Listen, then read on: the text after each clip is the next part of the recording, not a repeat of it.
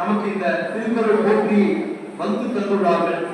நம்முடைய வீட்டு நிகழ்வுகள் அனைத்திலுமே இந்த போற்றியை பாடி திருக்குறளையும் திருவள்ளுவரையும் மலர்களால் நாம் வழிபட வேண்டும் என்கின்ற பாதையை நமக்கு இளங்குமரனார் அவர்கள் வகுத்து தந்துள்ளார்கள். இளங்குமரனார் அவர்கள் இது போன்ற நிகழ்வுகளை 5000 நிகழ்வுகளை நிகழ்த்தி வைத்துள்ளார். 94 ஆண்டுகளை வாழ்ந்து கடந்த 2 ஆண்டுகளுக்கு முன்புதான் மறைந்தார்.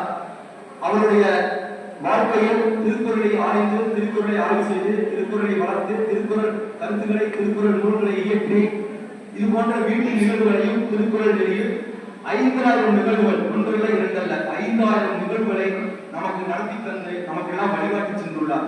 அவர்களுடைய வழியில் அவர்களிடம் எடுத்த பயிற்சியில் தான் மாணாக்கர்களாகி நாங்கள் இது போன்ற நிகழ்வுகளை வீட்டுத்தோறும் இல்லந்தோறும் நடத்தி வருகின்றோம்.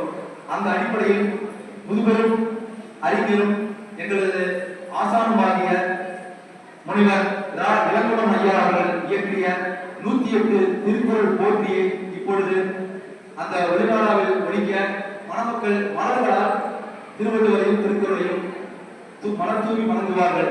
ஏன் இந்த மலர்தூவல் என்றால், நம்முடைய ஆதித்தமிழர் வழிபாட்டில் பண்பாடுகளில் தண்ணீரும் மலரும் தான் முதன்மை. நாம் தண்ணீரை கொண்டுதான் வழிபடுவோம், மலர்களை கொண்டுதான் வழிபடுவோம். நெருப்பு வழிபாடு நமக்கு கிடையாது. நெருப்பு வழிபாடு தமிழர் வழிபாடு அல்ல.